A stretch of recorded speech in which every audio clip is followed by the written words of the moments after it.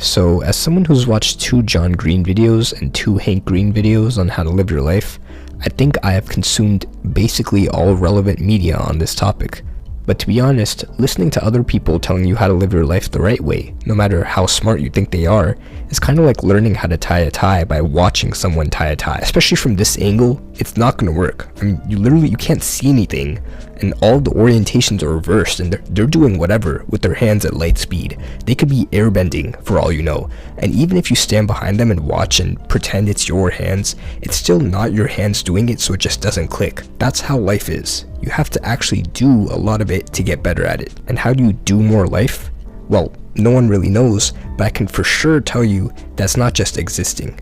Because you can exist for quite a long time without doing anything significant. On the other hand, if you do more stuff, go to more places, and meet more people, you will fill up your life progress bar faster. So if you're not exactly sure what to do with your life or what dream you want to go after, the easy solution is to just do more life. And you'll probably come to some kind of answer much faster than someone who's just waiting for an answer to come to them.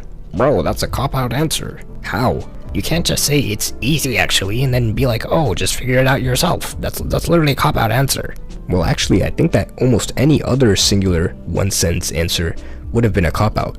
Like, follow your dreams and never give up. For some people, that's all you need to hear, and you'd stop and know exactly what to do, and you'd go be a CEO or something and then donate to charity and lock people inside burning buildings for entertainment and live happily ever after. For other people, following your dreams and never giving up is just bad advice. Like in 99,999 cases, you will start training 6 hours a day, wear down your kneecaps, tear your ACL, and give up a stable income just for a chance at maybe getting into the Japanese league. But if you had just continued what you were already good at, researching rocket science or something, you probably would have had a happier life, even if it wasn't necessarily your dream. Thank you, Hank Green. Some people will be happier going all in on their dreams.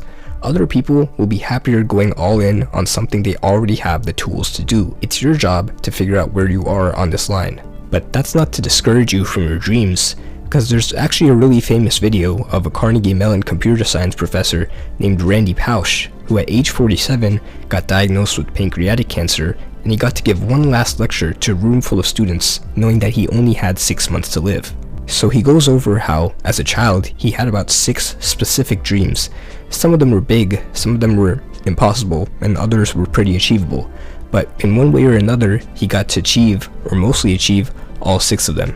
Not only is it pretty entertaining to listen to, but it also just goes to show how achieving stuff early in your life will teach you lessons that will make you better at achieving more stuff later. And before you know it, one day you look back and you've got like a whole Wikipedia article's worth of achievements.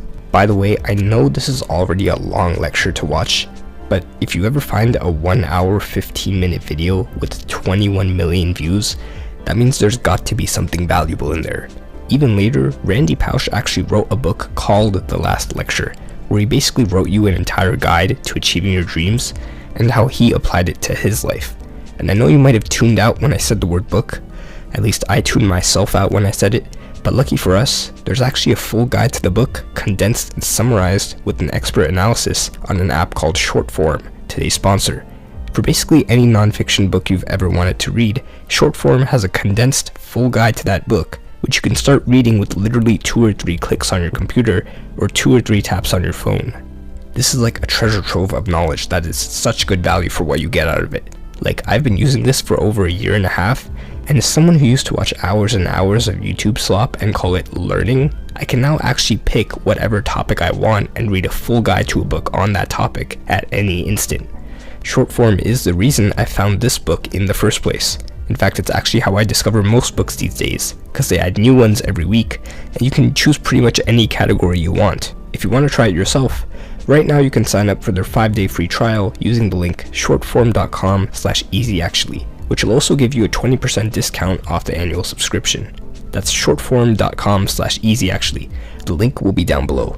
Alright then, so hopefully so far I've prevented you from going down the standard human life crisis pathway, which, after a bit of thinking, I've realized is usually connected to Japan.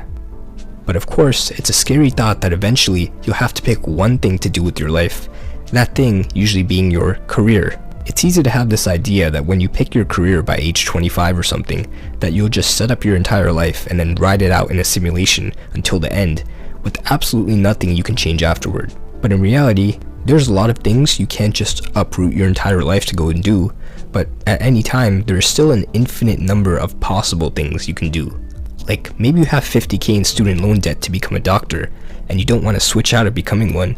You can still start making YouTube videos or get good at math while studying to be a doctor. Once you realize that, you stop worrying about what to do with your life, and you start thinking, well, of all the possible things I could do today, what do I want to do?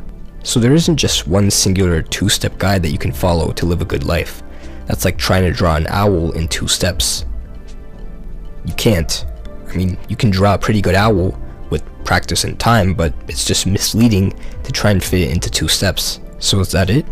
No, there's actually 2 more things I learned thanks to this video. Number 1, floss and wear sunscreen. This advice isn't really about the floss or the sunscreen, but it's more about realizing that you will get older, and the things you do now are deciding the fate of the older you, especially health-wise. Flossing and sunscreen are great examples because most people know you're supposed to do them, but you don't really feel any immediate benefit, and especially when you're young, your skin is fine and your teeth are healthy and it seems like it's going to be that way forever. But the you in 30, 40, 50 years, that is who you wear sunscreen for. Number 2, keep an ongoing memoir of what you do and what you experience.